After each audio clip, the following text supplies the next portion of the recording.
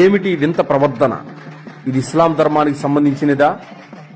ఇలాంటి పిచ్చి చేష్టలు, ఇలాంటి మూర్ఖత్వపు అజ్ఞానపు చేష్టలు ఇస్లాంకు సంబంధించినవి ఎంత మాత్రం కూడా కాదు.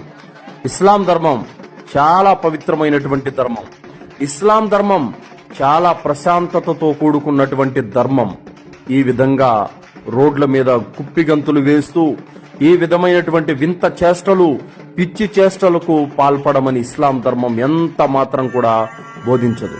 చూడండి, ఏ విధమైనటువంటి విన్యాసాలో, ఏ విధమైనటువంటి వింత ప్రవర్తనలో పూనకాలు వచ్చినట్లుగా ఏ విధంగా ఊగిపోతూ ఆడుతున్నారో చూడండి. ఇస్లాం ధర్మం అంటే అల్లాహ్ తప్ప మరొక ఆరాధ్య దైవం ఎవడూ లేడని విశ్వసించటం, 5 పూటల నమాజ్ చేయటం, రమజాన్ మాసంలో రోజాలు పాటించడం, ధనవంతుడైతే గనక జకాత్ చెల్లించడం, స్తోమత ఉంటే హజ్ యాత్ర చేయటం, బీద సాధనని ఆదుకోవడము, అనాథల వితంతువుల్ని ఆదుకోవడము, ఇవన్నీ కూడా ఇస్లాం ధర్మం. చూడండి, ఇస్లాంలో పరదా ఉంది. ఆడ మగ కలిసి ఏ విధంగా డాన్సులు వేస్తున్నారో చూడండి. అస్తగ్ఫిరుల్లా, అల్లా మన్నించుగాక. ఏ విధమైనటువంటి చేష్టలు చేస్తున్నారో చూడండి. చూడండి, ఇతనెవరో ఏదో ఇక పూనకం వచ్చేసింది ఇతనికి. ఏం చేస్తున్నాడో మరి అర్థం కావట్లేదు.